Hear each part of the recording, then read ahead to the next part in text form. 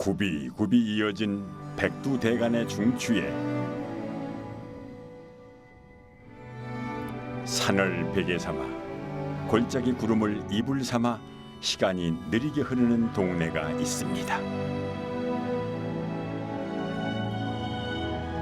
지역 전체의 65%가 700고지가 넘는 산으로 둘러싸여 있지만 사람과 동식물이 살기에 더할 나위 없이 좋은 조건을 가진 땅이라는데요. 한반도의 심장에 자리 잡은 강원도 평창입니다.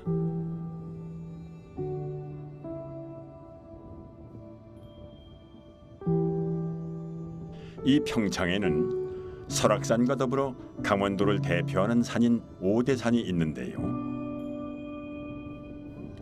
오대산은 홍천군과 강릉시까지 그 자락을 넓게 들이우고 있습니다.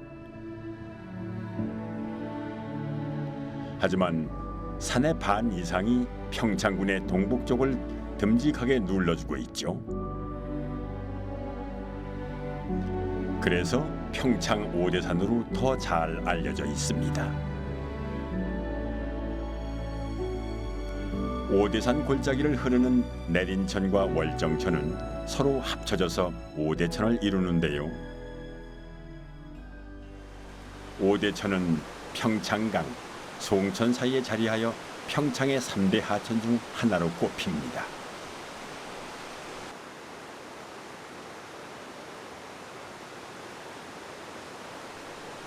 하지만 하천의 폭이 좁아 큰 지류가 발달하지는 못했습니다. 하지만 이 오대천은 조양강을 거쳐 남한강으로 흘러듭니다.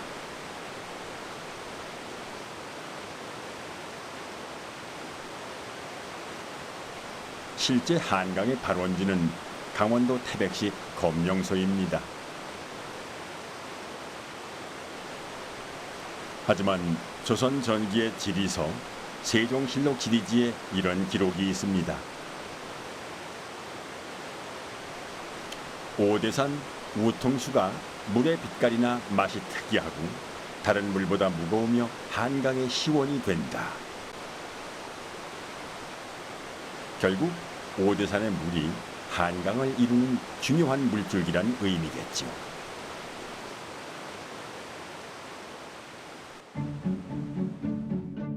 이 오대산의 물 중 평창 지역을 흐르는 강은 평창강이라고 부르는데요.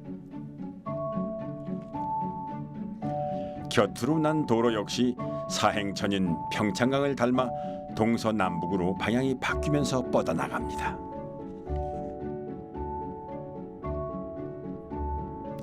그 일부는 뇌운 계곡으로 흘러갑니다. 뇌운 계곡은 평창강 줄기가 S자로 굽이 돌면서 흐르는 폭이 넓은 골짜기인데요. 이 근처에 과거에는 물이 흘렀지만 지금은 그 흔적만 남아있는 구하도, 즉 옛 물길을 둘러볼 수 있습니다.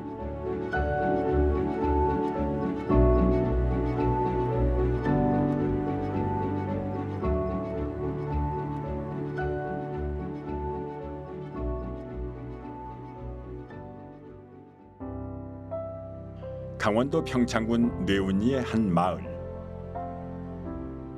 산이 동그랗게 원을 그리며 솟았고요. 집들이 그 원을 따라 산 밑으로 나열해 있죠. 이 산은 용이 하늘로 승천하는 모습을 닮았다 하여 용산이라고 불렸다는데요. 옛 강물은 용산 앞에서 가장 깊게 머물렀다가 산을 휘돌아 빠져나갔을 겁니다. 지금도 구하도 곳곳에는 물이 고인 습지가 발견된다고 하네요. 그리고 토사가 쌓인 단구면은 지금 밭농사가 한창입니다. 퇴적된 토질이라 비옥하고 평탄하여 작물이 아주 잘 자라는 곳이죠. 사라진 물길과 새로 생겨난 물길이 한눈에 굽어 보입니다. 세상에 영원한 것은 아무것도 없다더니 우리가 살고 있는 이 땅도 마찬가지인가 봅니다.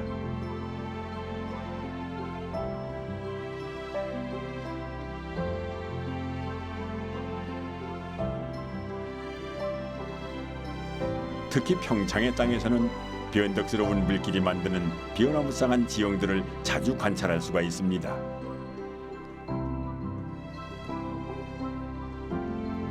백두대간 허리에 위치한 평창은 동네 구석구석 많은 물줄기들을 품고 있습니다.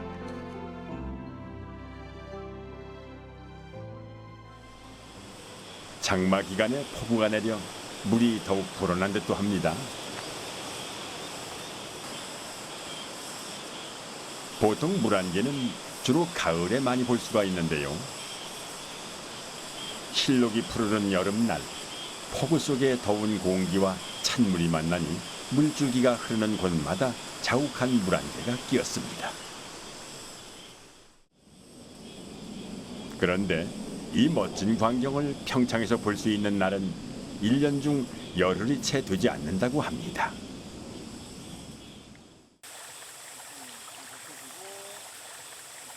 유유히 흐르는 물줄기만 놓고 보면 도무지 믿을 수가 없는 이야기인데요. 맑게 해가 개인 날 다시 같은 장소를 찾았습니다. 그런데 이게 어찌된 일인가요? 하천 바닥이 바짝 말라 있습니다.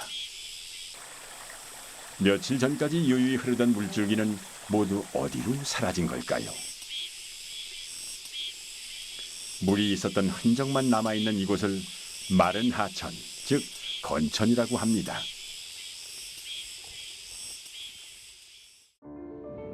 평소에는 이렇게 하얗게 말라 있다가 많은 양의 폭우가 내린 직후에만 물줄기를 관찰할 수가 있는 곳이죠. 고생대에 퇴적된 석회암으로 이루어진 지형 덕분에 물이 지하로 스며들면서 생긴 현상입니다. 건천을 따라가다 보면 아직 지하로 내려가지 못한 물의 흔적도 발견할 수가 있죠. 그런데 평창은 물이 사라지기만 하는 땅은 아닙니다.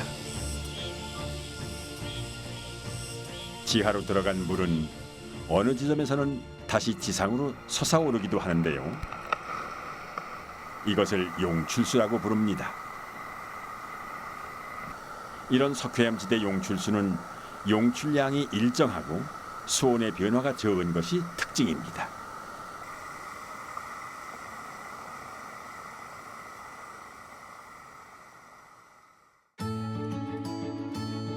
평창 계곡의 물줄기는 비가 내린 직후 생겨납니다.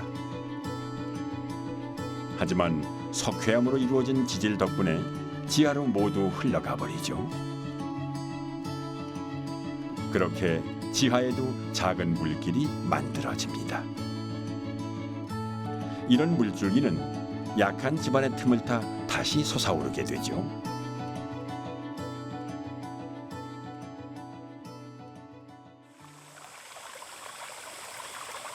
그러니까 땅 위에서는 물이 사라졌다 해도 지하에 물줄기가 존재하기에 여전히 마른 천, 건천입니다. 겉으로 바짝 말라 보여도 풀이 무성하게 자라는 이유는 지하에서 물이 흐르고 있기 때문이죠.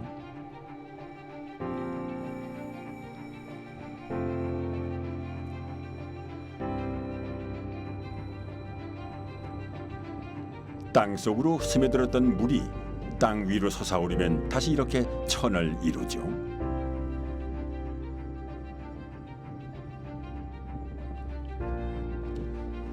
용출수가 흘러나오는 계곡물을 유심히 살펴보면 그 신비한 푸른 빛깔에 마음까지 시원해지는 기분이 듭니다. 석회암이 녹아들어서 물빛이 이렇게 푸르다는군요. 그렇다면 이 푸른 물 속에는 어떤 생물들이 살고 있을까요?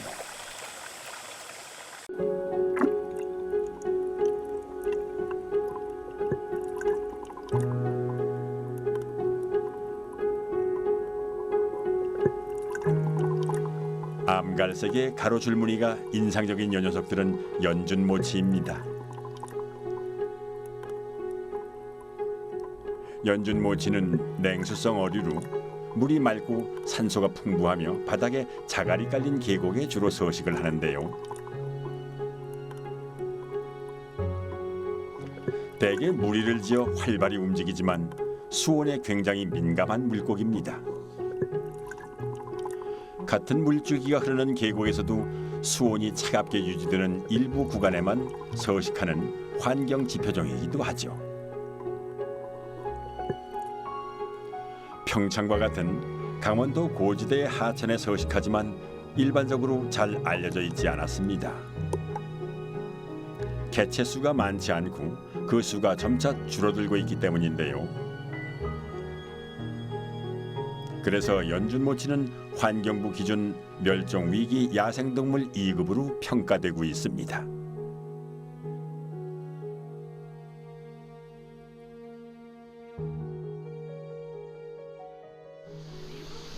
평창에는 계곡은 아니지만 계곡보다 더 시원한 물이 흐르는 곳이 있습니다. 평창군 대화면의 땀띠 공원입니다.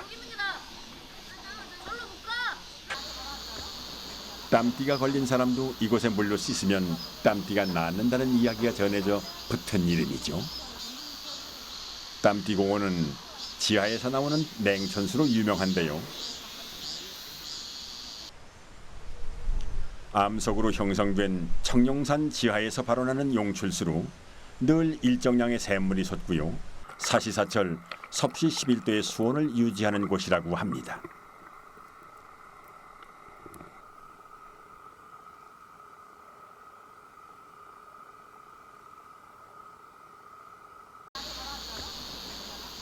어른들도 발을 담그면 2, 3분을 채 못 견딜 만큼 물이 차갑다고 하니 여름 더위를 피하기에는 더할 나위 없이 좋은 장소죠.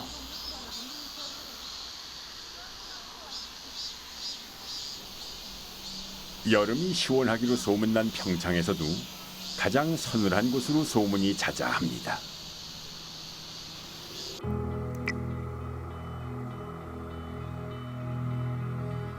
전기가 없던 시절에는 이 땀띠수가 마을 사람들의 천연 냉장고가 되어주었다고 하네요.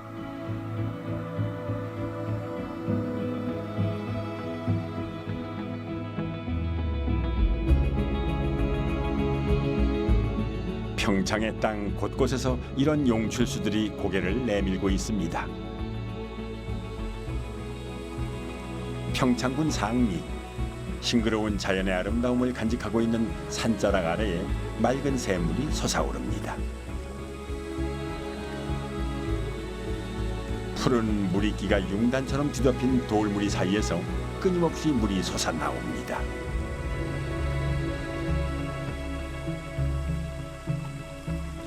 석회 안반을 통과한 이 맑고 시원한 용출수를 평창 사람들은 허투루 흘러보내지 않았습니다. 물은 쓰임새에 따라 천혜의 자원이 될 수 있기 때문이죠. 과연 평창 사람들이 이 물을 활용해 무엇을 했는지 한번 살펴보겠습니다.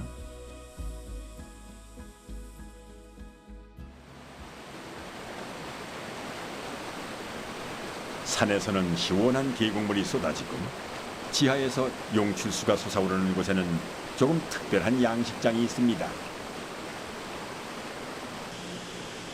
이 높은 산 아래에서 사람들은 도대체 무엇을 기르고 있는 걸까요?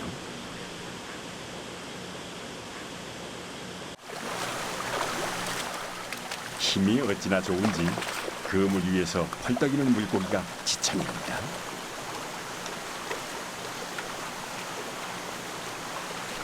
평창의 대표 먹거리 무지개송어입니다. 이 녀석은 우리나라 토착종은 아니죠. 북미 캘리포니아가 원산지로 로키 산맥에서 태평양 연안으로 흐르는 강가에서 서식하는 종인데요. 양식을 위해 1965년 평창으로 건너왔습니다. 이 녀석은 성어가 되면 붉은색으로 옆줄이 생기는데요. 비스듬히 보면 무지갯빛이 보여 무지개송어라고 부릅니다. 다른 물고기에 비해서 성장이 빠르고 번식력이 좋아 상품성도 뛰어나죠.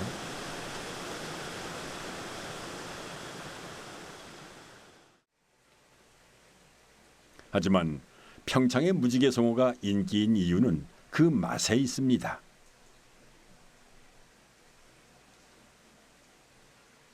무지개송어는 맑고 깨끗한 1급수에서 사는 냉수성 어종인데요. 회로 먹으면 윤기가 흐르는 선홍빛에 쫄깃하고 탄력 있는 식감을 자랑합니다. 맛과 영양이 풍부해 내수면 최고의 먹거리로 알려져 있죠.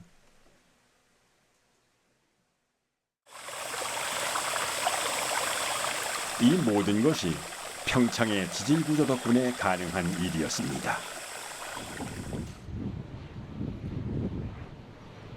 산에 내린 비가 지하로 숨어들었다가 용출될 때까지 석회석을 수없이 통과해온 물은 정화되면서 청정수로 변하고요.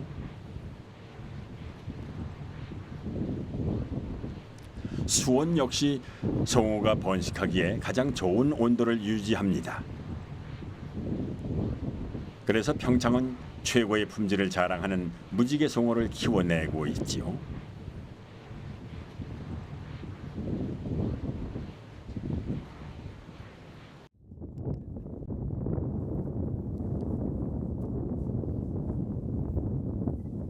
동서로 정선과 횡성, 남북으로 영월과 홍천으로 둘러싸인 내륙, 강원도 평창.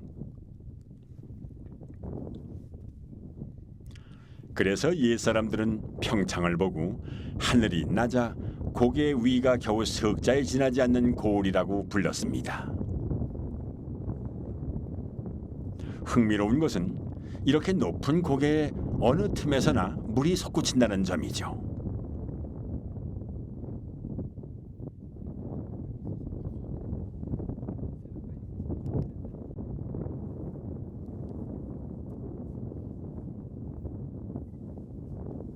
멀리서 하얗게 쏟아지는 가느다란 물줄기가 보이는군요.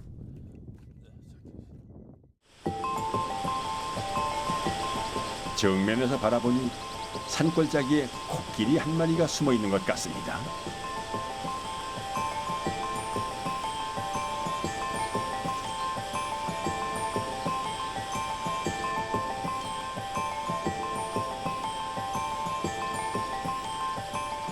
평창군 기화리의 코끼리 바위입니다.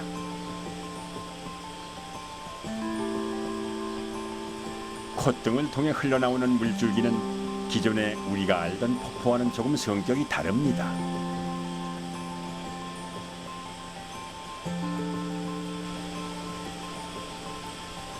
일 년 중 이 폭포를 볼 수 있는 날이 열흘도 채 안 되기 때문인데요.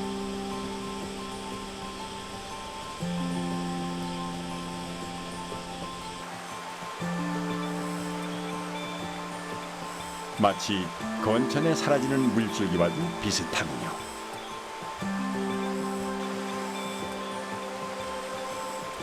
코끼리 바위의 용출수 역시 석회암지대로 이루어진 평창이기에 감상할 수 있는 장관입니다.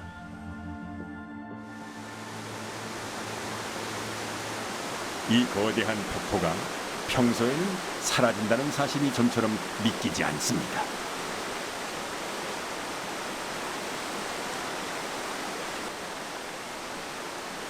도대체 평창의 지질은 어떻게 이루어졌길래 이렇게 엄청난 양의 물을 땅속으로부터 퍼올리는 걸까요? 이 모든 것의 원인이 바로 고생대에 만들어진 이 석회암이라고 하는데요.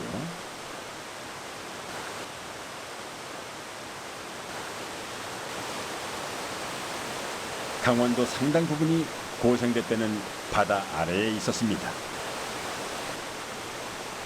그래서 탄산칼슘 성분이 풍부한 석회암이 많이 분포하는데요. 이 때문에 석회암 지대는 퇴적 과정에서 층리가 나타나고요. 지각 운동에 의해서 돌 사이에 틈인 전리가 생깁니다. 또 암석이 빗물에 깎이는 용식 작용에 의한 구멍도 나타나는데요. 덕분에 물이 지하로 잘 스며드는 구조를 하고 있습니다.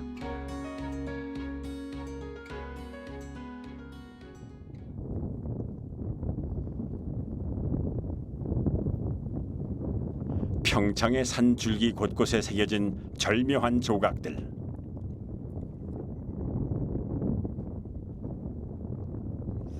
고생대 석회암이 오랜 시간 동안 빗물에 또 바람에 깎여 만들어졌습니다.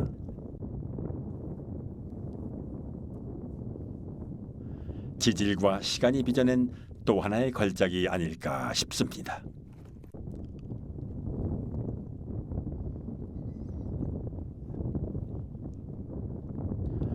눈길 닿는 곳마다 아름다운 절경을 뽐내고 발길 닿는 곳마다 신비로운 지질 현상을 선보이는 평창.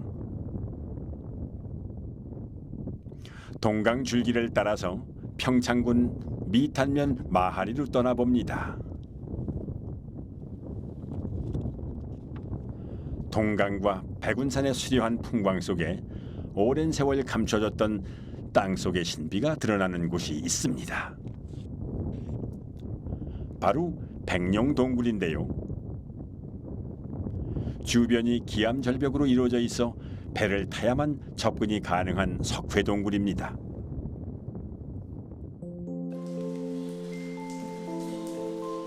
동강의 수면 위 약 15m 지점에 자그마한 입구가 있습니다.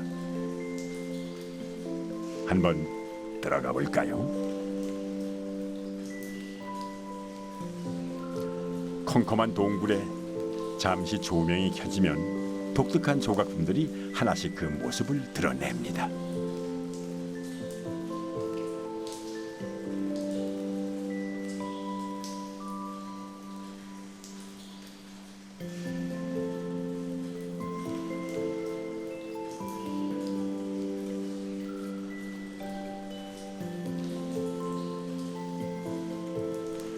누가 이 컴컴한 땅 밑에 이렇게 화려한 궁전을 지어놓은 걸까요?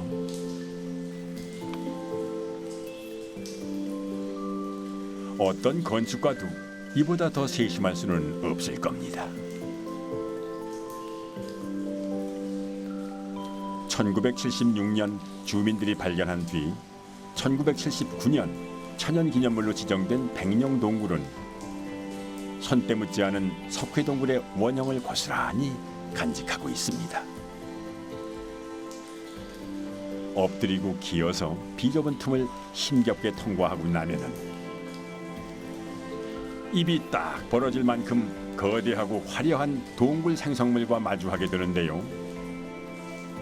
초대형 석순입니다.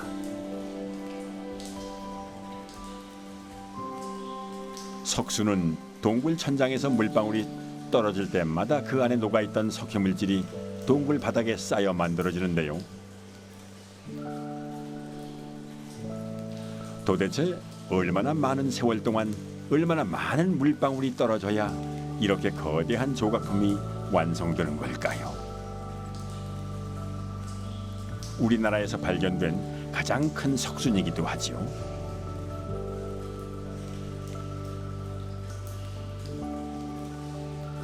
이 석순은 아직 덜 자란 모양입니다. 그런데 형태가 조금 특이하군요. 기형 석순이라고 불린다는데요. 재밌는 것은 석순의 끝자락에 어디서 많이 본 듯한 석상이 올려져 있습니다. 부처를 닮은 듯도 하고요. 동굴을 지키는 산신령 같기도 합니다.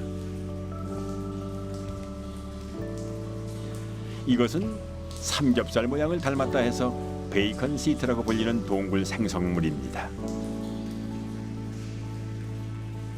불투명한 유석의 색깔이 참 오묘합니다. 자연 그대로도 충분히 아름답지만은 여기에 잠시 조명을 비추면 조금 더 특별한 아름다움을 뽐내기도 하죠.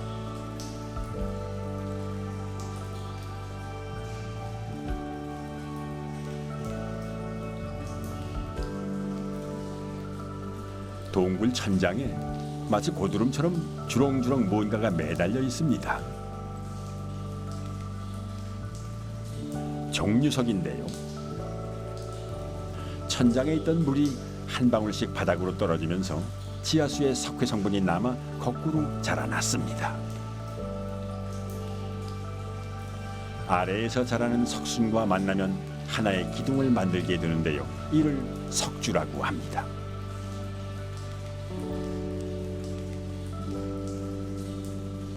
동굴 천장에 거뭇거뭇한 물질들은 박쥐의 흔적입니다. 동굴 속 생물들은 이 박쥐의 배설물을 통해 유용한 영양분을 공급받는다고 합니다.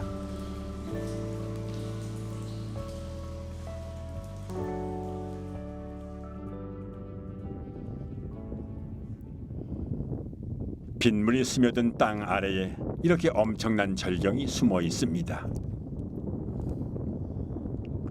조금은 특별한 땅, 평창. 그렇다면 사람들은 이곳에서 어떤 모습으로 살아가고 있을까요?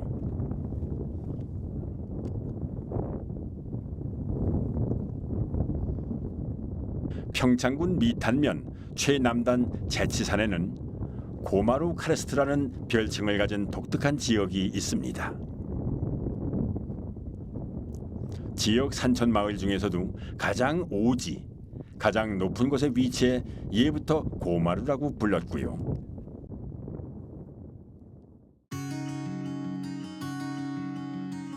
카르스트는 석회암지대에 이루어진 석회 동굴과 구덩이 모양으로 움푹 파인 돌리네가 합쳐진 우발레 등의 독특한 지형을 통틀어서 이루는 말입니다. 그러니 평창의 땅은 카르스트 지형의 교과서라고 해도 과언이 아니죠.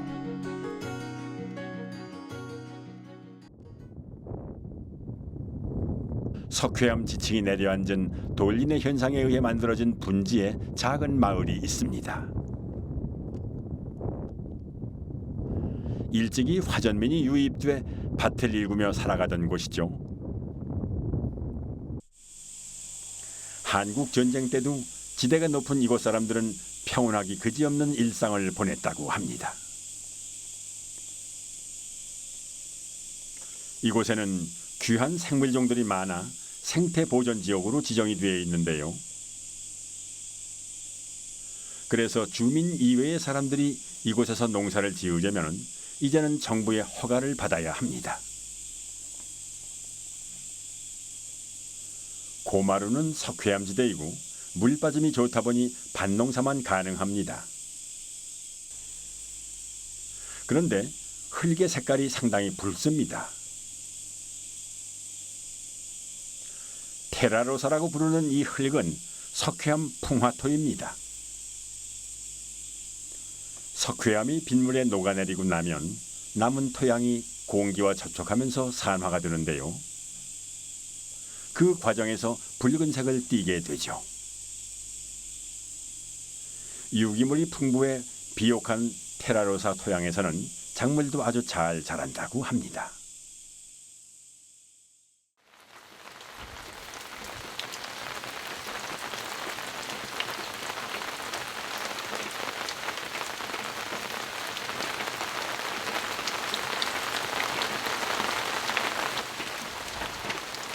여름 장마철은 고마루의 온갖 작물들이 기지개를 펴는 시기입니다. 워낙 물빠짐이 좋은 땅이다 보니 이렇게 비가 흠뻑 내려야 작물들도 그동안 묵은 갈증을 충분히 해소할 수 있지요. 콩잎의 푸른 빛이 더욱 진해지는 것만 봐도 알 수가 있죠.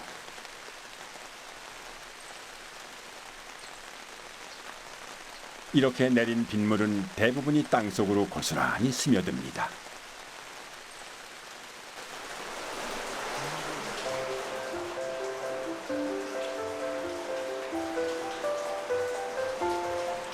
지하에 형성된 석회암 동굴을 타고 다시 물줄기를 만들죠. 이 물줄기들은 동굴의 멋진 조각들을 만들기도 하고 언젠가 다시 땅을 뚫고 올라가 평창의 대지를 적시는 용출수가 될 것입니다.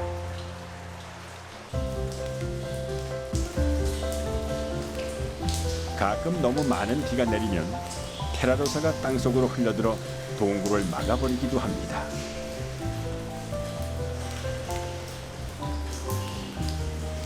그럼 그대로 또 하나의 동굴 생성물이 만들어지죠.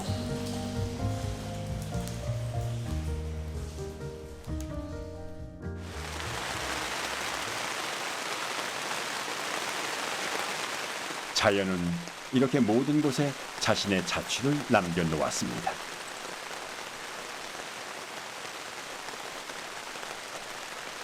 그리고 자연이 남긴 흔적 위에 이렇게 또 무성하게 작물들이 자라납니다.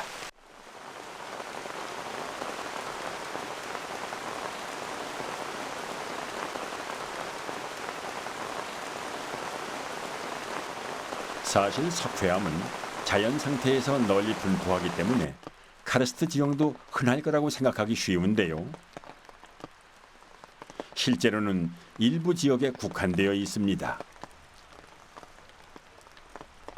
석회암층이 넓고 깊어야 하고요.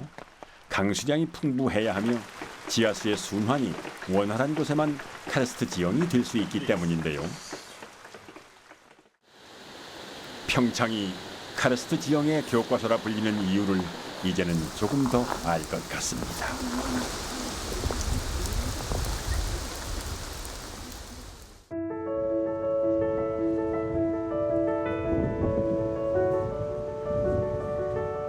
이런 평창의 땅을 사람들은 부지런히 개간해서 거대한 밭을 일구기도 했습니다. 청옥산 해발 1200m, 고지대에 위치한 600마지기는 화전민들이 거친 땅을 개간하고 경작 면적을 늘려서 오늘에 이르렀습니다.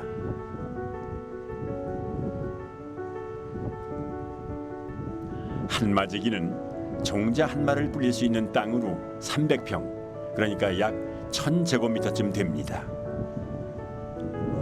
그러니 600마지기는 축구장 80개가 조금 넘는 넓이의 드넓은 들판인데요.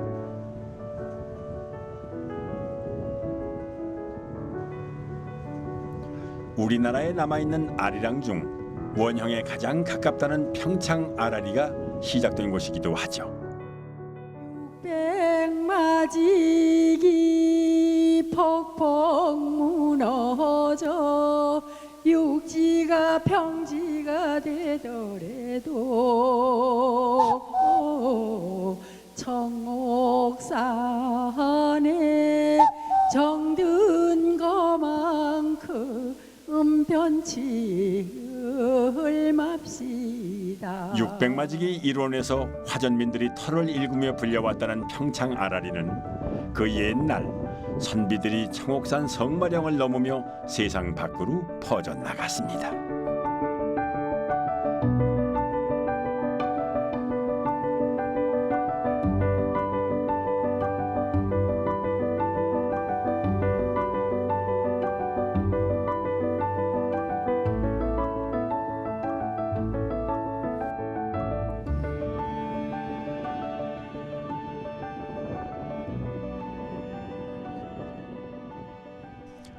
평창에는 카르스트 지형을 말할 때 빼놓을 수 없는 또 하나의 마을이 있습니다.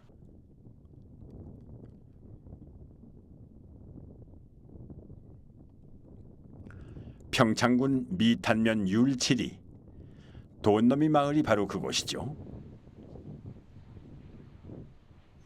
평지보다 높게 두드러진 땅, 돈대처럼 높은 산 위에 있어서 돈너미 마을이라고 불리는데요.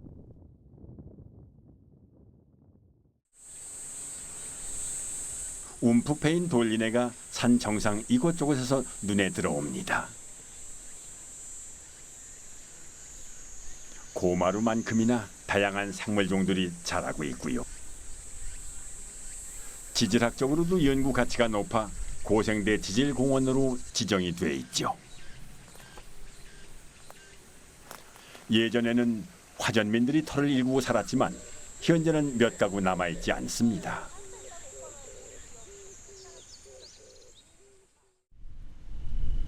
이 마을에서 지형만큼이나 눈길을 끄는 곳이 있습니다. 바로 이 독특한 저수시설인데요. 물빠짐이 워낙 좋은 땅이라 도포를 깔고 빗물을 받지 않으면 이만한 물을 얻기가 쉽지 않습니다. 오랜 세월 이 땅을 삶의 터전으로 삼아왔던 조상들의 지혜이기도 하죠. 다양한 작물들이 재배되고 있는데요. 그 중에서도 옥수수는 이 마을 대표 작물입니다. 벌들이 부지런히 꽃가루를 모으는 것을 보니 올해 이곳 옥수수 농사는 풍년이 아닐까요?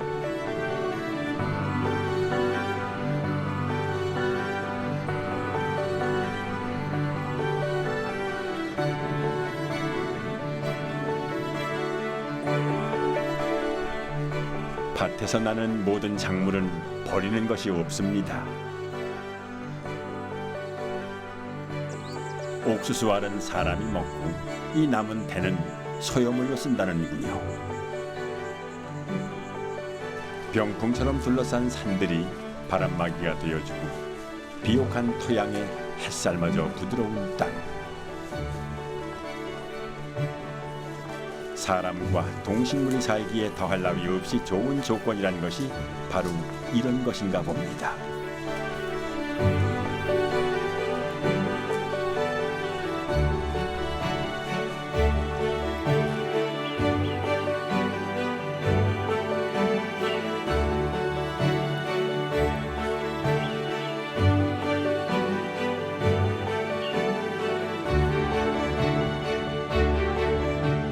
평화롭고 조용해 보이는 오래된 땅. 하지만 지하에서는 5억 년 전 강원도가 그랬던 것처럼 끊임없는 지질 활동이 일어나고 있습니다. 덕분에 순식간에 물길을 지우고 하루아침에 거대한 폭포가 생겨나기도 하죠.